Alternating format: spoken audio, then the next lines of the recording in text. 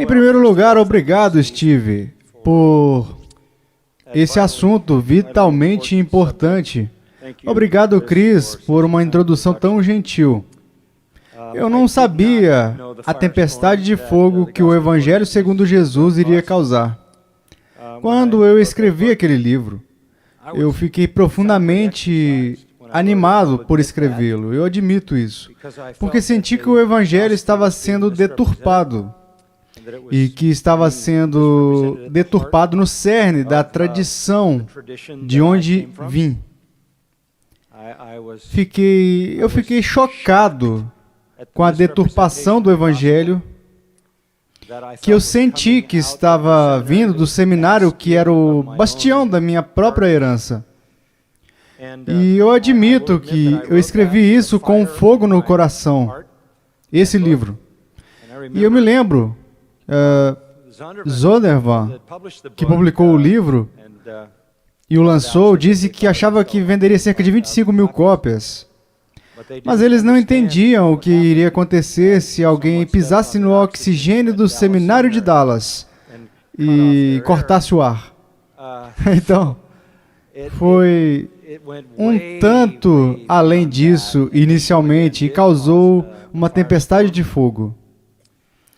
E, sabe, tornou-se um momento decisivo em minha própria vida quando saí do seminário. Eu havia sido preparado no seminário para travar batalhas sobre inerrância, a inspiração bíblica, para travar batalhas sobre o que o Steve estava falando, paradigmas da santificação, verdadeiro e falso, entender o que era a verdadeira santificação. Eu nunca acreditei que iria passar a minha vida tentando defender o Evangelho dos ataques dos evangélicos. Isso foi um choque total. E quando eu escrevi isso, essencialmente, eu me distanciei da minha própria tradição. E terminei, por um momento, no processo disso, como uma alma perdida, até que ao estudar, a fim de escrever esse mesmo livro, eu pude dizer, abracei completamente, com toda a paixão do coração, a teologia reformada. E começou com a soteriologia, em seu nível subjetivo básico, o que significa colocar a sua fé em Jesus Cristo. E aí não parou. Esse foi o Evangelho segundo Jesus. Depois escrevi a resposta para toda a reação, chamada o Evangelho segundo os apóstolos. E então veio a vergonha do Evangelho e o mesmo esforço para esclarecer o Evangelho. Então veio difícil crer e agora escravo. E eu continuo tentando abordar o fato de que os evangélicos não estão representando corretamente o Evangelho. Como podemos, depois de todos esses anos, não conseguir isso? Essa parece ser a realidade disso.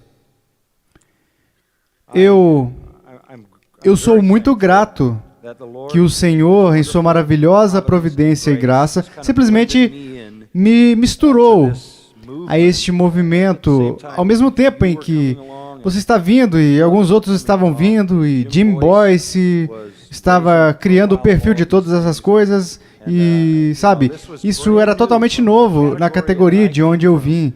Abordar um assunto como esse naquele nível e fazer essa abordagem. E eu precisava de novos companheiros. E por isso, obrigado.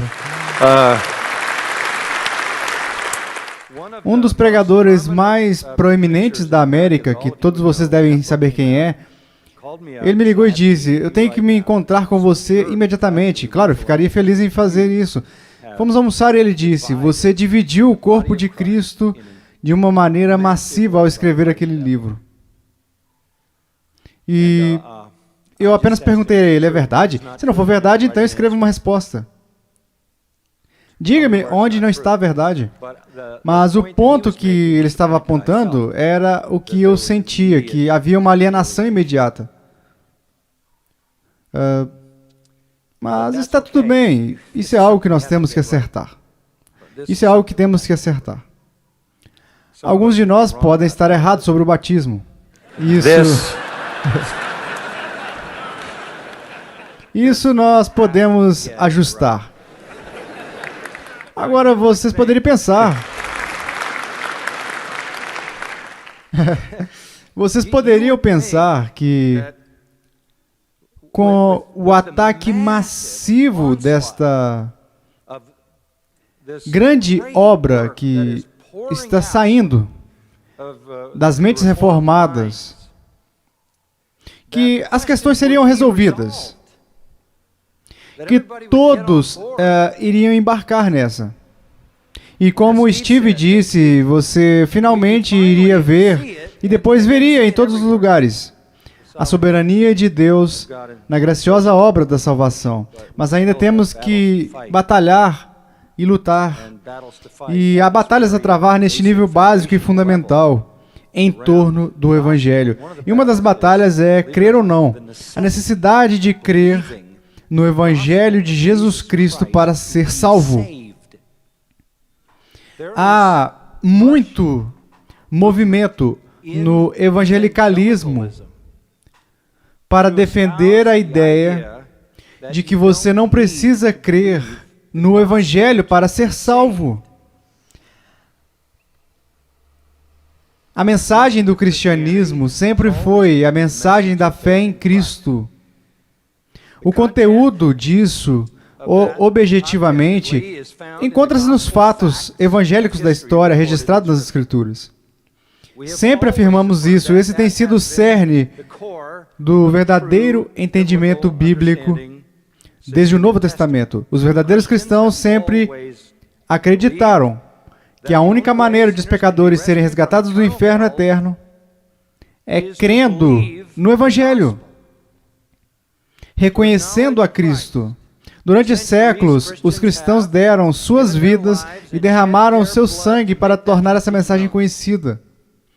Durante séculos, eles gastaram suas fortunas para enviar missionários aos cantos mais extremos do mundo, que em muitos casos, eles deram suas vidas lá, seja na vida ou na morte, para levar a única mensagem que salva, além da qual ninguém pode ser salvo. Isto é o que temos crido. A salvação vem apenas para aqueles que creem na verdade a respeito de Jesus Cristo, na sua pessoa e sua obra. E aqui está esta ironia, realmente patética, que no nosso tempo, com maiores meios do que nunca para proclamar o Evangelho até os confins da terra, a igreja ficou confusa se isso é mesmo necessário.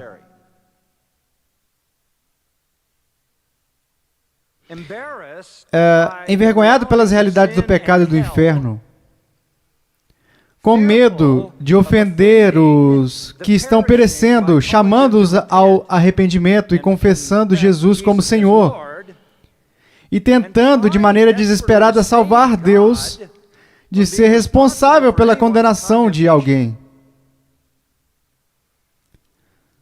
Levantamos questões a respeito se as pessoas precisam ouvir o Evangelho. Afinal, como dizem, Deus ama você do jeito que você é, como ouvimos anteriormente. Temos perguntas a respeito do senhorio de Cristo, temos muitas perguntas sobre a doutrina da justificação, temos confusão a respeito da doutrina da imputação, também temos muita confusão sobre a fé. É mesmo necessário crer em Jesus Cristo? Portanto, a pergunta que eu recebi nesta sessão é: as pessoas precisam ouvir o Evangelho e crer nele para serem salvas? A resposta bíblica é sim. Sim. E é nisso que sempre acreditamos. E é isso que sempre pregamos e entregamos nossas vidas, geração após geração, para proclamar.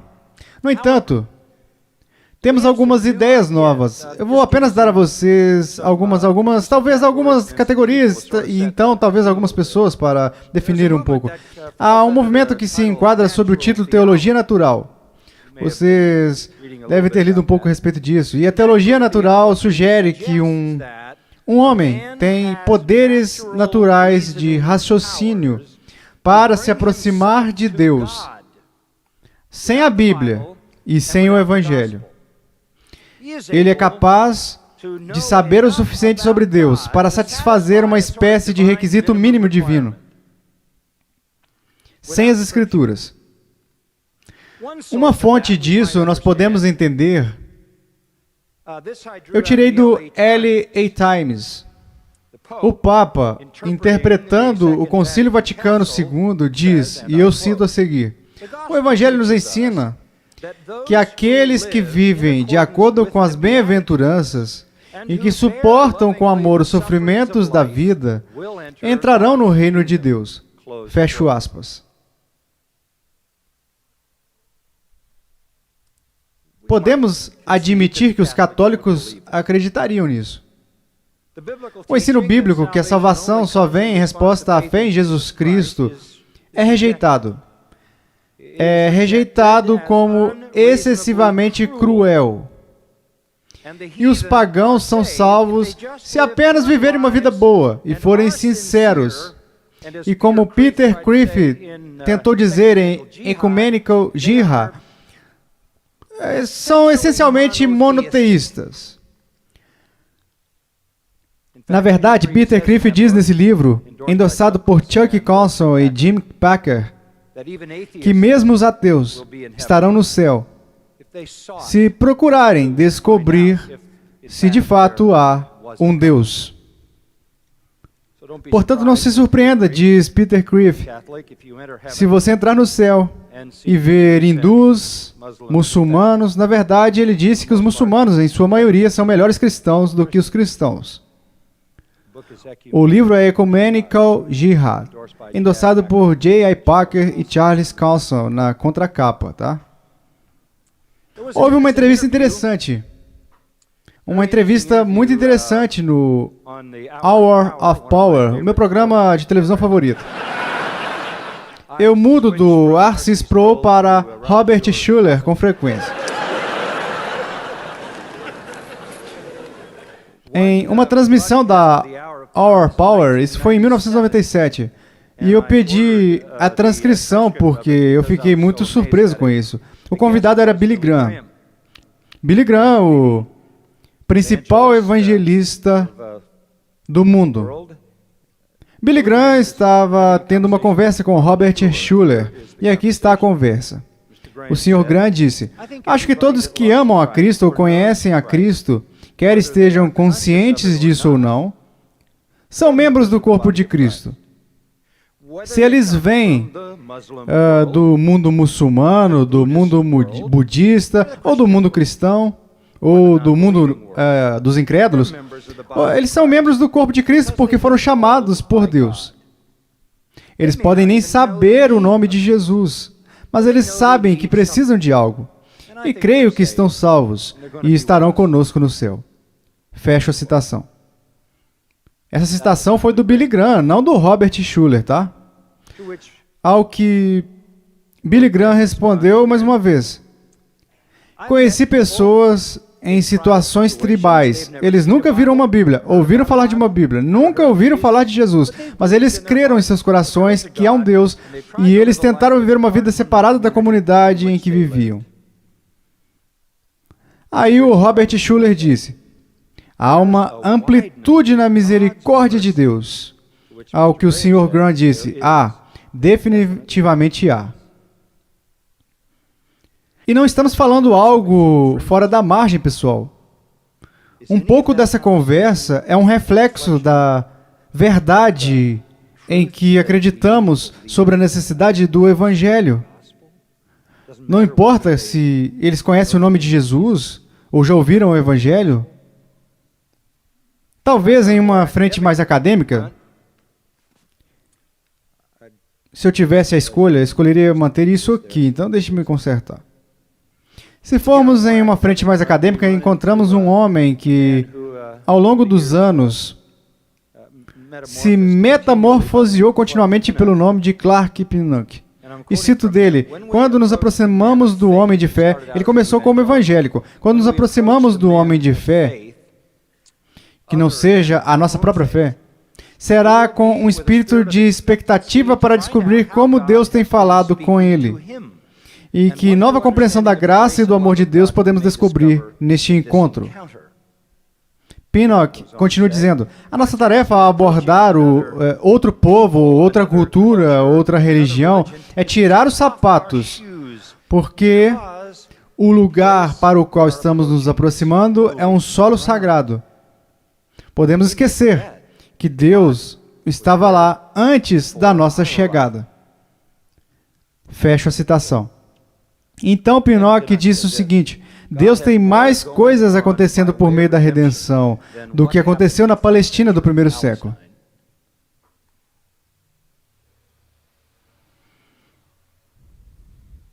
Raymond Panikkar escreveu um livro chamado O Cristo Desconhecido do Hinduísmo. Há um título bizarro, O Cristo Desconhecido do Hinduísmo.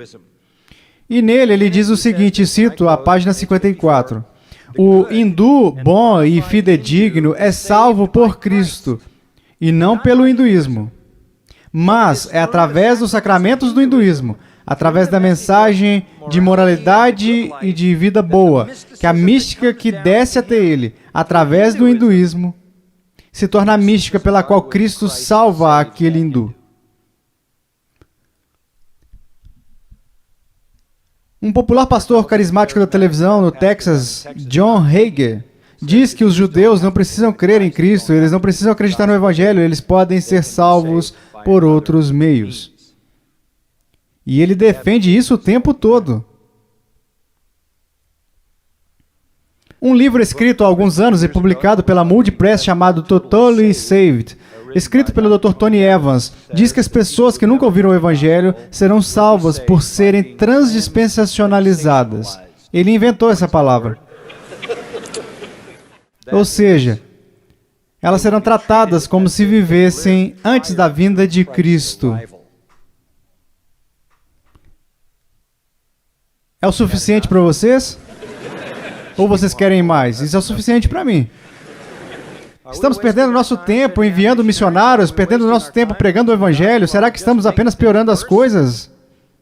Porque se forem salvos sem a mensagem, então a mensagem pode potenciar a depravação deles.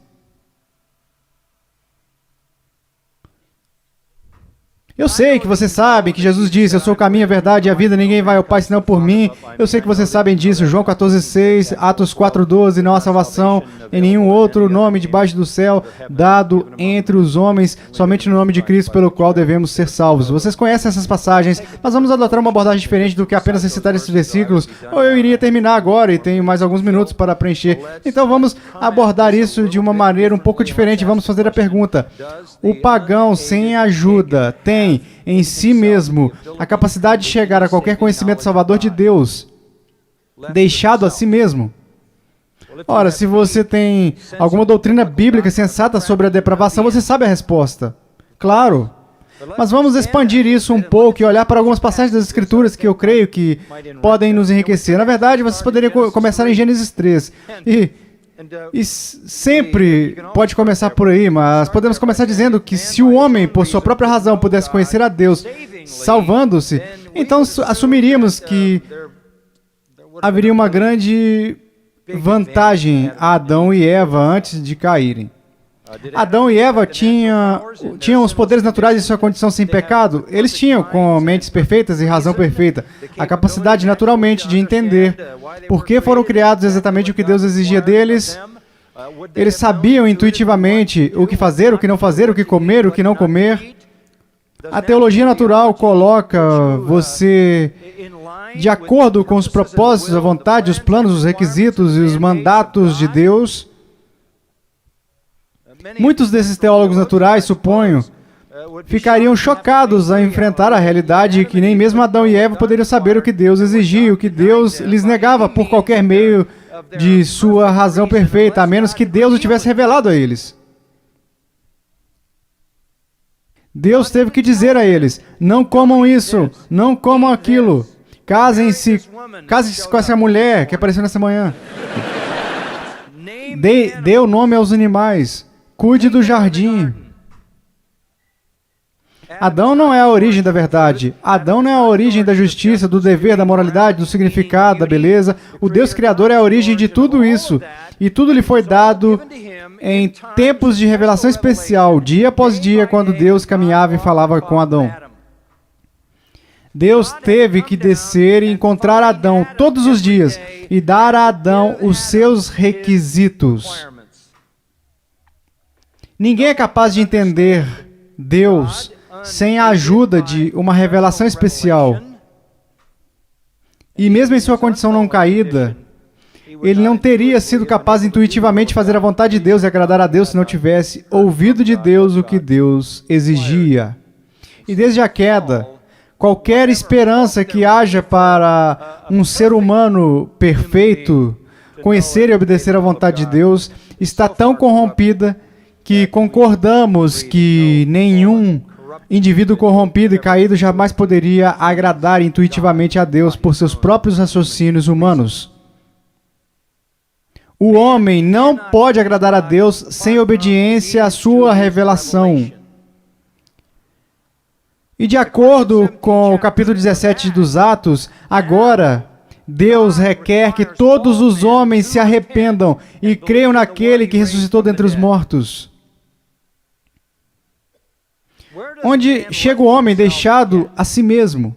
Ele chega a Deus? Ele chega ao ponto de Deus salvá-lo? Deus está impressionado com a intuição dele, com seus meandros místicos pela sua própria razão humana e pela razão coletiva de qualquer comunidade pagã que ele se submeteu ou se submeteu a todos. Deus está satisfeito. Isso é um caminho até Deus? Deixe-me lhes mostrar algumas passagens. Vamos começar em Romanos 1. E há que pode ser dito sobre isso em muitas partes das Escrituras, mas a que horas essa sessão termina, Cris? 3:30? Ok. Bem, eu vou dizer algumas coisas. Eu quero que vocês entendam a imagem de Romanos 1, versículo 14. Pois sou devedor, tanto a gregos como a bárbaros, tanto a sábios como a ignorantes. Qual é essa obrigação? Ele estava ansioso para fazer isso, o quê? Pregar o Evangelho. Eu não me envergonho do Evangelho, porque é o poder de Deus para a salvação de todo aquele que crê, primeiro do judeu e também do grego.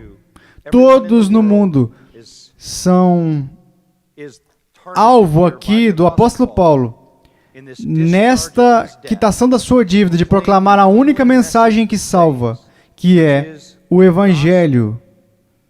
Ele é um devedor. Ele se sente obrigado aos judeus, aos gregos, aos educados, aos sem instrução, porque não há outra maneira de ser salvo. O versículo 18, então, é aquela declaração muito inconvincente. A ira de Deus se revela do céu contra toda a impiedade e perversão dos homens que detêm a verdade pela injustiça. Este é o problema da raça humana, do homem natural. Ele suprime a verdade que ele tem. Ele não vai da verdade que tem para uma luz maior por conta própria. Ele vai para o outro lado. Aquilo que é conhecido sobre Deus é evidente dentro deles, pois Deus tornou isso evidente para eles. Eles têm poder de raciocínio, eles têm poderes dedutivos que os levariam de volta a uma fonte original, uma causa primária. Eles têm poder de raciocínio suficiente para voltar pelas etapas da lógica, usando o raciocínio de causa e efeito, que é como raciocinamos sobre tudo, para voltar à causa primeira e entender que aquele que causou isso é um glorioso poder criativo, versículo 20, com atributos invisíveis, poder eterno, natureza divina. E isso é tão evidente e óbvio que o homem não tem desculpa. Agora aqui está o ponto-chave. Isso não é suficiente para salvá-lo. Isso é apenas o suficiente para te condenar sem nenhuma desculpa. E ele não vai dali para a verdade. Ele vai dali para o erro. Ele começa a descer. Eles conhecem a Deus, não o honram como Deus, não lhe dão graças, se tornam fúteis em suas especulações, o coração tolo está obscurecido, professam ser sábios e se tornam loucos.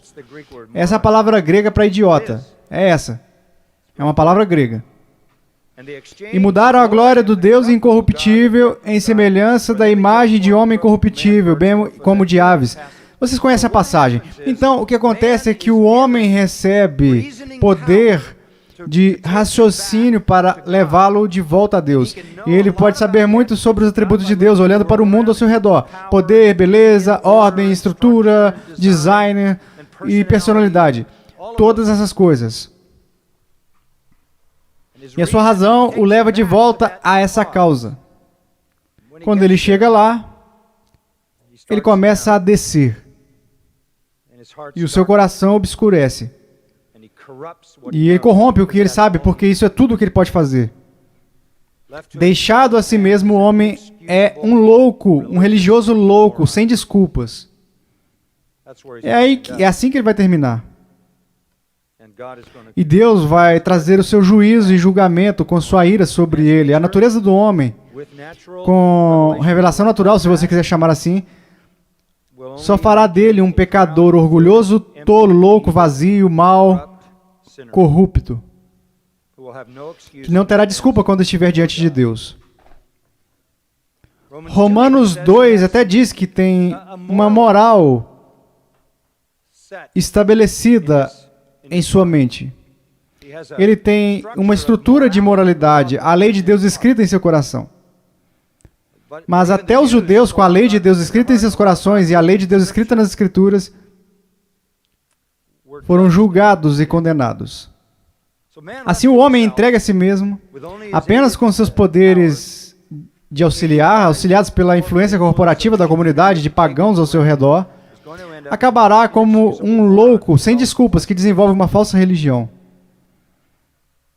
Ora, para entender melhor isso, estamos indo bem rápido, porque eu quero passar por alguns deles. 1 Coríntios capítulo 1.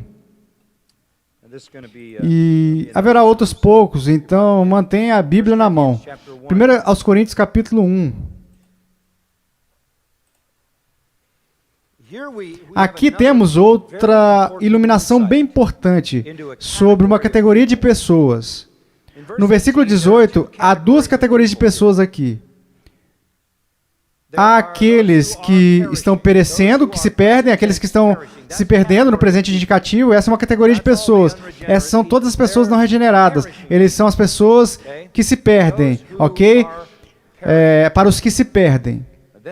E há o outro grupo mencionado no versículo 18. Os que somos salvos. Aqueles que estão no processo de salvação. E embora a salvação seja, é claro, em seu início, não um processo, mas um milagre divino, seguindo a primeira fase da salvação, que é justificação, regeneração, conversão, tudo isso, santificação, então a glorificação. Então aqueles que pertencem ao que somos salvos, indo da justificação através da santificação para a glorificação, essa é uma categoria. A outra categoria é os que se perdem. Então vamos olhar para os que se perdem e fazer a pergunta: o que caracteriza os se perdem? A primeira coisa que encontramos no versículo 18 é que a palavra da cruz é para eles uma loucura. E aqui temos a mesma palavra novamente para idiota. São pessoas loucas para quem a verdade é uma idiotice. Eles rejeitam o Evangelho, eles rejeitam a palavra da cruz, que é o Evangelho, eles rejeitam o Evangelho. Isso é categoricamente verdade. Pessoas que perecem rejeitam o Evangelho. Portanto, eles são indesculpavelmente incapazes de ir até Deus sem o Evangelho. E para piorar ainda mais, se você lhes der o Evangelho, eles vão rejeitá-lo. Por que eles fazem isso? Porque a mensagem é inaceitável, é loucura para eles, está abaixo deles. Eles riram do apóstolo Paulo, eles zombaram dele. Ele pregou Cristo o tempo todo. E eles não se impressionaram com ele. A sua presença foi inexpressiva e o seu discurso foi desprezível. E tudo o que ele fez foi pregar o Evangelho. Assim, a categoria de pessoas que se perdem são os tolos, idiotas espirituais, os religiosos sem perdão, que mesmo quando ouvem o Evangelho, o rejeitam, porque a mensagem é inaceitável, é loucura, é irracional. Não é uma mensagem racional. Esta expiação substitutiva, esta salvação por um judeu crucificado. Veja, Paulo passou por momentos horríveis tentando comunicar aquela mensagem com todo o restante da igreja primitiva no mundo gentil, não foi? Você pode ir aos Circos Máximos em Roma e encontrará os restos de uma incrível escultura em torno dos Circos Máximos. É uma escultura de uma figura crucificada com o corpo de um homem e a cabeça de um burro. E embaixo, as palavras Alexa menos, um homem se curvando. E as palavras Alexa menos, adora o seu Deus. Queria adorar um burro crucificado. Essa era a visão do mundo. Foi duro dizer ao mundo romano, um mundo onde todos queriam liberdade em um mundo de escravidão, que eles precisavam se tornar escravos de um judeu crucificado. Essa é uma tarefa difícil. A mensagem toda era tolice para eles. Mas não é apenas irracional e inatingível. Versículo 19. E aqui ele pega algo emprestado de Isaías 29. Pois está escrito, destruirei a sabedoria dos sábios e aniquilarei a inteligência dos instruídos. Onde está o sábio? Onde o escriba? Onde o inquiridor deste século? Porventura não tornou Deus louca a sabedoria do mundo? Visto como na sabedoria de Deus, o mundo não o conheceu por sua própria sabedoria. Você não pode chegar a Deus por esse caminho. Não pode ser assim. Por outro lado, Deus aprove a Deus salvar os que creem pela loucura da pregação. Amigos, essa é a grande comissão. Em palavras diferentes, a única esperança de salvação é através da pregação, da mensagem, da palavra, da cruz, do ouvir e do crer. É a única esperança. Portanto, eles tinham uma mensagem irracional. Eles tinham uma mensagem que era inatingível da perspectiva humana. A mensagem é irracional. A mensagem é inatingível. E para tornar as coisas mais difíceis, no versículos 26 e 28, diz que as pessoas que estão pregando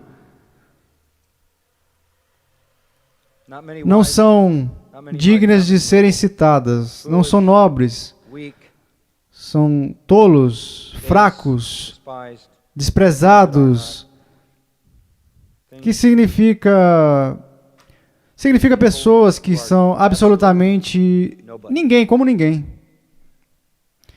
Você tem uma mensagem racional e sobre a salvação em alguém que afirmava ser Deus e que foi crucificado pelos romanos, rejeitado pelo povo que veio salvar, os judeus.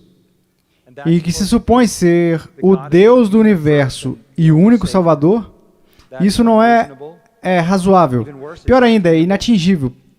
Pior ainda, seus pregadores são comuns, inexpressivos e fora de moda. Vá para o capítulo 2, é onde ele diz, eu estava com vocês na fraqueza, no medo. A minha mensagem, a minha pregação não consistia em palavras persuasivas de sabedoria, mas no poder do Espírito. Então, como alguém vai crer? Quer dizer, isso é impossível. Não apenas é impossível para o não regenerado ser salvo sem o Evangelho. É impossível para o não regenerado ser salvo com o Evangelho. Eles não podem chegar lá sem isso. E por conta própria, você está pronto para isso? Eles não podem chegar lá com isso. Mas Paulo diz, eu continuo pregando. Por que você continua pregando isso, Paulo? Por que você continua pregando? A resposta dele vem nos versículos 30 e 31 do capítulo 1. Porque eu amo isso. Se você ainda não viu a soberania de Deus antes, veja agora. Mas vós sois dele, em Cristo Jesus. A única maneira de alguém ser salvo é por aquilo que ele faz, o qual se tornou da parte de Deus sabedoria, justiça, santificação e redenção, para que, como está escrito, aquele que se glorie, glorie-se no Senhor. Glorie-se no Senhor. O Senhor projetou dessa maneira para que ele receba o quê? Toda a glória. toda a glória. Paulo diz no capítulo 2, veja, eu prego da maneira que eu prego para que a vossa fé não se apoiasse em sabedoria humana. O quê? Mas apoiar o quê? No poder de Deus. Portanto, as pessoas da categoria dos que se perdem, o mundo dos incrédulos, não serão salvas por conta própria sem o Evangelho. Eles nem mesmo serão salvos por conta própria com o Evangelho, mas eles não serão salvos sem o Evangelho. Mas quando forem salvos com o Evangelho, serão salvos pelo poder de Deus que os salva. Para acrescentar ao mesmo tipo de pensamento, desça para o capítulo 2 de 1 Coríntios, versículo 11. Porque qual dos homens sabe as coisas do homem, senão o seu próprio espírito, que nele está? Assim também as coisas de Deus, ninguém as conhece, senão o Espírito de Deus. Eu tenho notícias para vocês. Vocês não têm ideia do que Deus pensa. Isso é ridículo. Algum cara em algum lugar do mundo, por sua própria intuição mística, vai discernir a mente de Deus sem chance. A sua mente é tão corrupta que ele pensa como um ser humano caído, corrupto e ímpio. E Deus não pensa assim. Portanto, o apóstolo Paulo diz, o único que conhece os pensamentos de Deus é o Espírito de Deus. Então, a única maneira de sabermos o que Deus pensa, o que Deus deseja e o que Deus requer, é se isso for revelado a nós. Portanto, não recebemos o Espírito do mundo, mas o Espírito que vem de Deus, para que possamos conhecer as coisas que nos são dadas gratuitamente por Deus, as quais também falamos, não em palavras humanas, nem em sabedoria humana, mas as ensinamos pelo Espírito, combinando com pensamentos espirituais, com palavras espirituais. Deixe-me falar algo aqui. Qualquer pensamento espiritual não conectado a uma palavra espiritual na Escritura está errado. Pensamentos espirituais vêm de palavras espirituais. Isso está falando sobre a revelação da Sagrada Escritura. O versículo 16 diz, temos a mente de Cristo. Isso não é uma experiência mística, isso não é intuitivo. Essa é a Escritura. Temos a mente de Cristo, a mente de Deus, revelada pelo Espírito Santo. E somente por isso podemos saber o que Deus deseja, o que Deus exige, o que Deus demanda. O homem natural, voltamos à teologia natural, versículo 14, não aceita as coisas do Espírito de Deus. Voltamos à mesma palavra, né? Para eles, são tolices. Eles não conseguem entender isso. Eles são avaliados espiritualmente, estão mortos e cegos. Além da revelação das Escrituras, abrangendo o Evangelho de Jesus Cristo, ninguém no natural pode encontrar o caminho para Deus. Todo o melhor da sabedoria humana leva à falsa religião e à ignorância, pela qual, como vimos em Romanos 1, eles professam ser sábios e se autodenominam PhDs. Vá para 2 aos Coríntios, capítulo 10. Mais alguns minutos aqui. 2 aos Coríntios, capítulo 10. Falando sobre o dia da guerra espiritual, muitas pessoas falam sobre isso e acham que significa perseguir demônios e dizer a eles o que fazer. Você realmente não quer fazer isso. Você parece bobo, em primeiro lugar, dizendo aos demônios o que fazer. Lembro de uma grande conferência de pastores, não sei se você estava lá naquela época, e o moderador, acho que você deve ter estado lá, levantou-se para iniciar aquela conferência e disse, vamos orar. E ele disse, Satanás. Eu pensei, oa, sério? O quê? Eu ia pregar na conferência, eu quase caí. Quem ele pensa que ele é? Satanás? Então ele começou a dizer a Satanás o que fazer. Sabe? Uau! Isso não é uma coisa muito espiritual. Chamar demônios? Versículo 3, 2 Coríntios 10. Embora andando na carne, e não estamos falando sobre pecado, somos humanos. Isso está falando sobre o ministério, como Paulo ministrou. Sabe, nós somos humanos, mas não guerreamos segundo a carne, não usamos as armas humanas, ok? Não há armas humanas que vão funcionar. Então as armas da nossa milícia não são carnais, e sim poderosas em Deus para destruir fortalezas. Uma linguagem vívida. Temos que ter, eu acho que a King James diz, usa a palavra poderoso para Deus, mas divinamente poderoso é bom. Nossas armas têm que ser sobre-humanas, sobrenaturais, transcendentes. Não podemos usar a engenhosidade humana, o planejamento humano, a técnica humana, a sabedoria humana. Tem que ser divino. Por que temos que ir para a batalha em um nível divino, com armas divinas? Porque nós estamos entrando em uma operação um tanto formidável para a destruição de fortalezas. A palavra grega fortaleza significa um forte, uma prisão, uma tumba. A mesma palavra.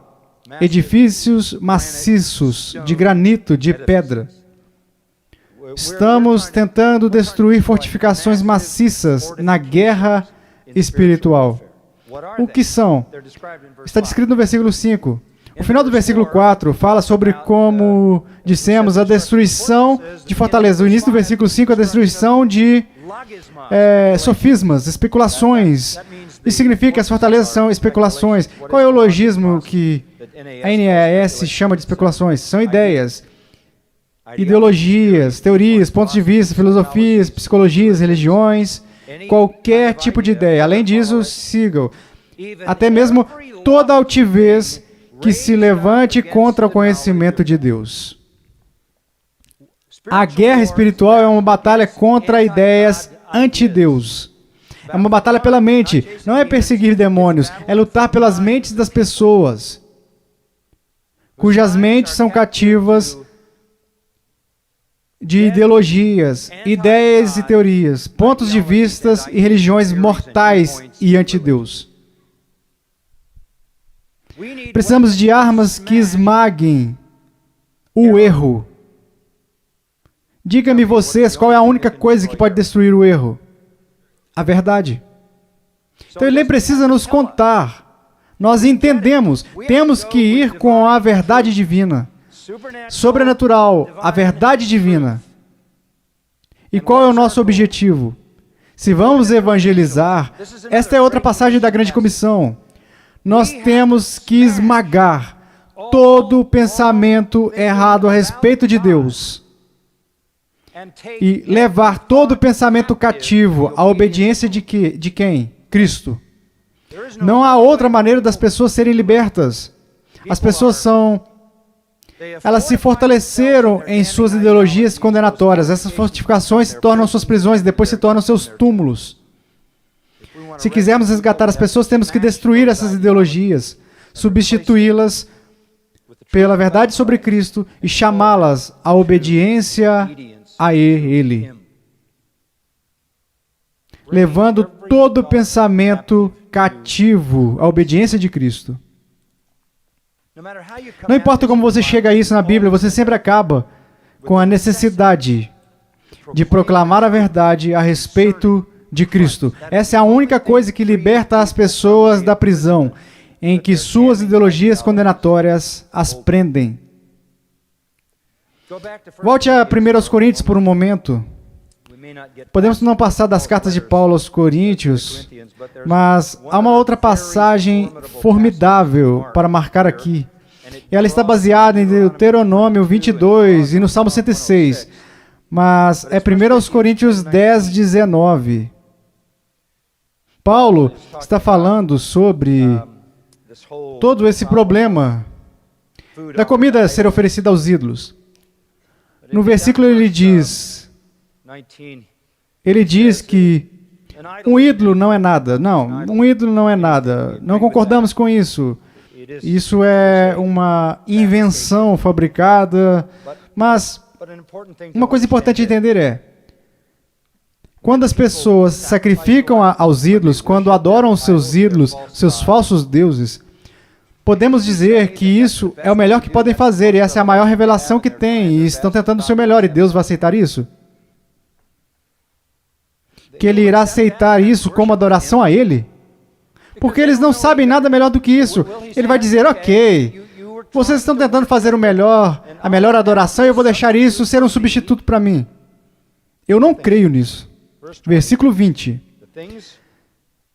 Antes digo que as coisas que eles sacrificam é o quê?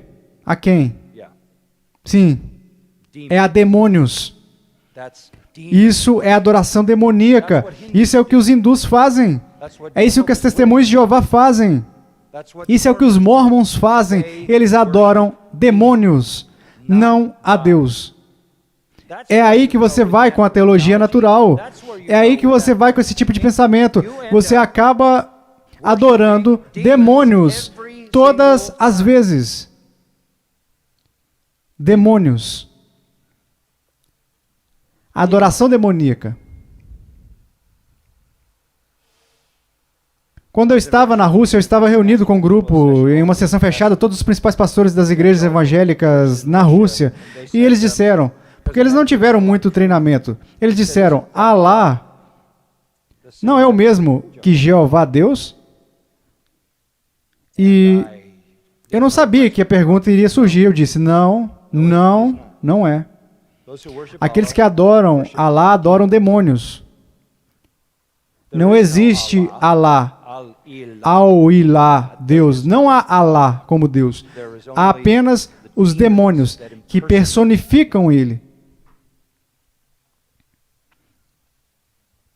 A teologia natural levará você a adorar demônios. E diante de Deus não haverá desculpas.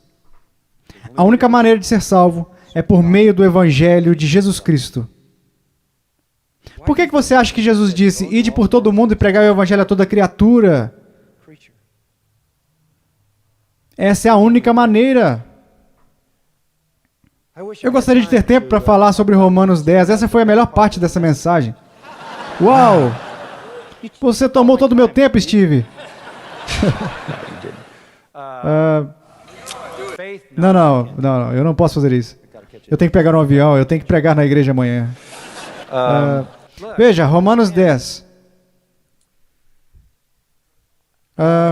Vamos resumir. Todo aquele que invocar o Senhor será salvo. Como eles o invocam? Como eles o invocarão se não o ouviram? Você precisa de mais? Como eles podem ouvir se não tem quem prega? Como eles irão ter um pregador, a menos que sejam enviados? Isso não é uma cirurgia cerebral. É por isso que fazemos isso há 2000 anos, enviando pregadores até os confins da terra, certo? Porque a fé salvadora vem pelo ouvir a mensagem a respeito de Cristo.